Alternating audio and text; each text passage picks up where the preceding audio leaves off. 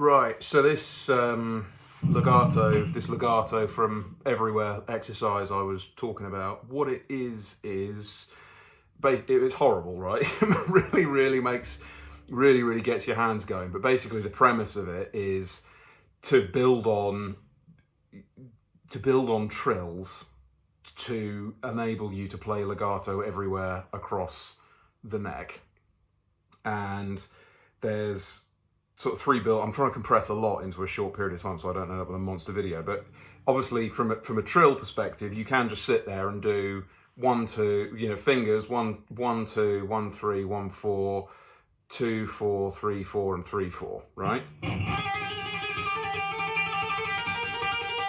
Right, and then, and you can hear I'm getting a bit ropey there. So then the rather than just doing that on kind of one string, what you can then do is you can kind of break it up so that you're going across all strings. And what I'm doing, I'll focus on the left hand first, is this. So starting with 1 and 2, right?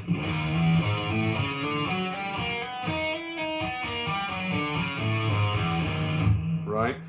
And I'm picking the first note on every string on the way up. Pick, hammer on, pick, hammer on, pick, hammer on. And then on the way down, I'm picking nothing. Right? And then move up a fret and do that again.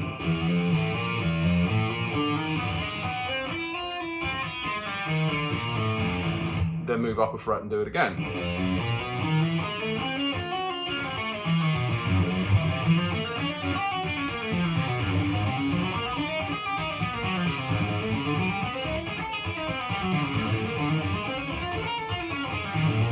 Right, so on and so on and so on, all the way up the neck. And you can go, if you want to, you can go all the way up to the 24th fret. I used to stop at the 12th, so I go all the way up to the 12th. Then once you've done that, go right back to the beginning, but now do it with 1 and 3, right? Oh.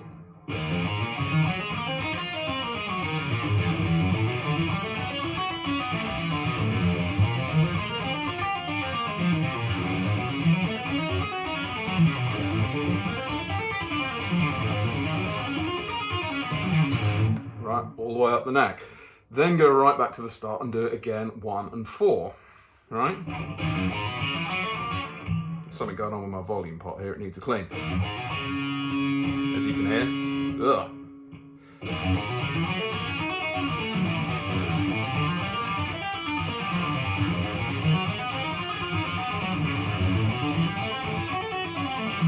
And that's getting ropey because I'm doing this cold, but the idea is to do that so that every note comes out completely cleanly, completely, with no other extraneous string noise, and you can kind of mute, here with these fingers and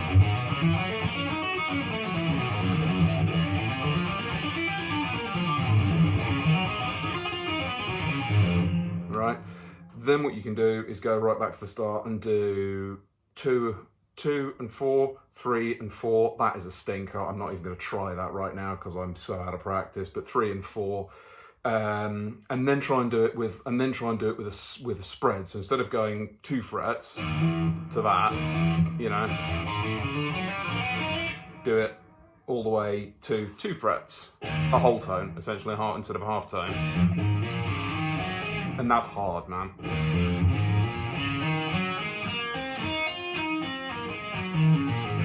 Right, all the way up, and then right, I'm doing this terribly because I am cold, I know. This isn't going on YouTube.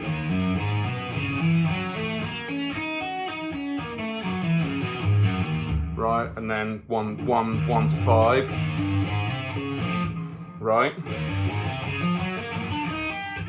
So that's kind of the 2-string stuff. Then what you can do is you can then go on to the 3-note stuff.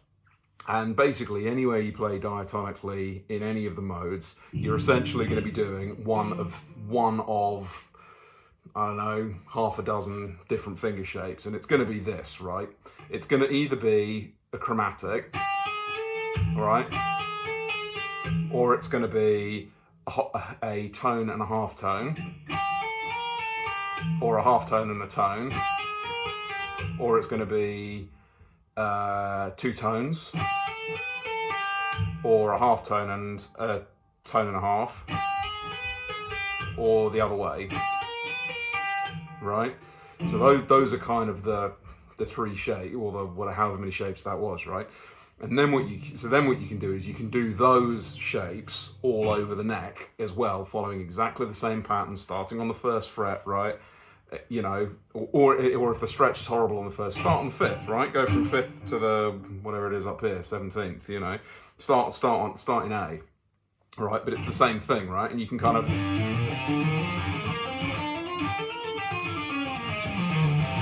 and then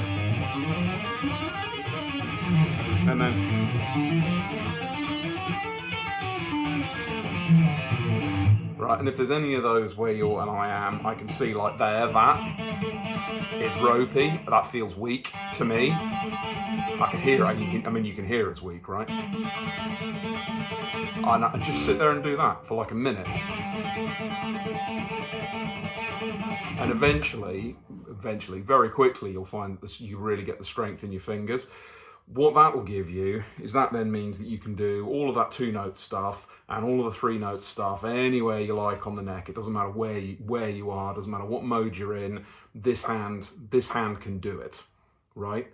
That's the steering, right? On the neck, navigating you. So when you're doing all the dive, all the crazy, whatever, all over the neck, you can do it. The next thing to then do is to then work out how you pick it. And you need to then coordinate so that you're, you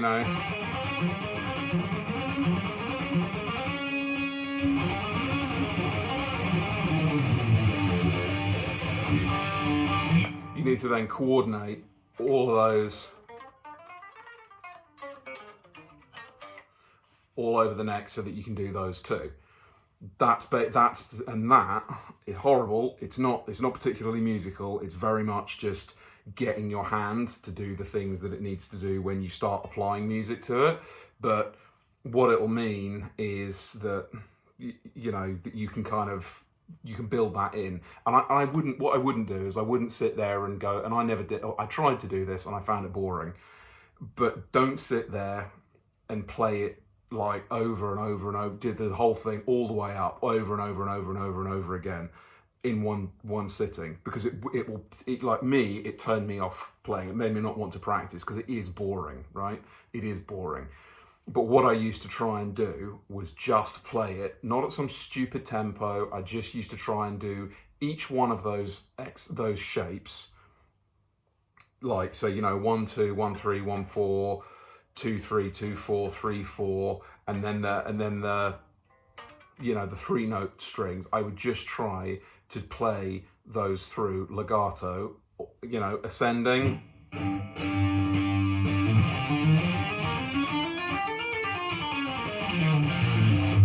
once perfectly in a practice session. And as long as I'd I used to like write out like a grid, so I'd have like 1 2 1 3 1 4, and then with a tone, and I'd tick them off as I'd kind of gone through them, right? So that I knew I'd played that thing through perfectly. I wasn't doing it to a click. It was just purely about stretching and getting my hands to do what I needed them to do. And you very, very quickly find that it highlights flaws in your technique, because like I was just saying there, with that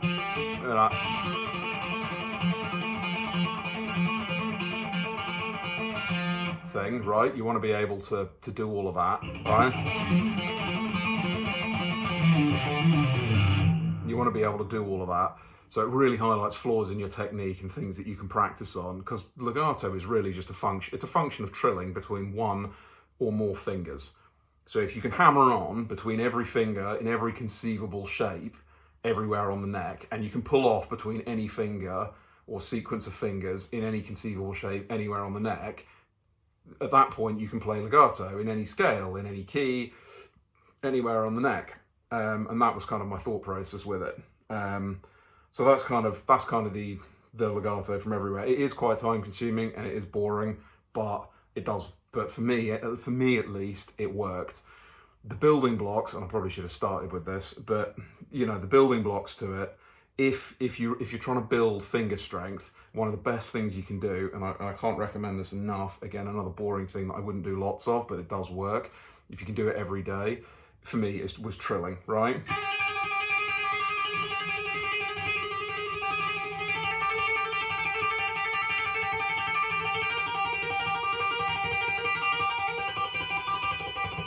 Right, between just start on the 5th fret and just do, you know, 1 2 1 3 1 4, and then with a tone, you know, 1 2 1 3 1 4, and I found that really helped as well, and just in terms of building up hand strength, and then do that on other strings as well, right?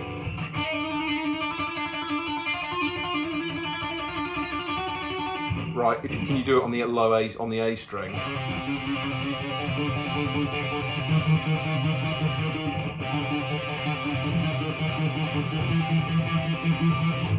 Right, all of that. So and it really does. Like, I mean, I can feel my hands are A, warming up, and B, you can really feel it, like all up your forearm here. Just from doing that, right, I'm really starting to feel it. And if I was to sit down, like, and start out with some warm-up exercises, which would just be doing things like, you know, for me, like bar chords, you know,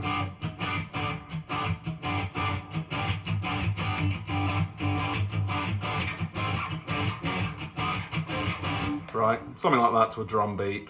You know, nothing like crazy, just something to warm up, and I'd spend like 20 minutes, half an hour doing that, and just to get my hands flowing and my blood flowing in my hands, and then go into that. Honestly, it really does help, and you can extend these things, you know, so it doesn't have to just be ascending and descending sixes, right? You can.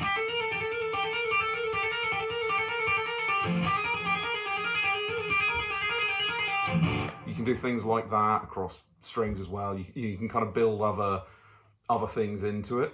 But yeah, that's kind of the notion of it is really what I've just talked about. So hope this is some use.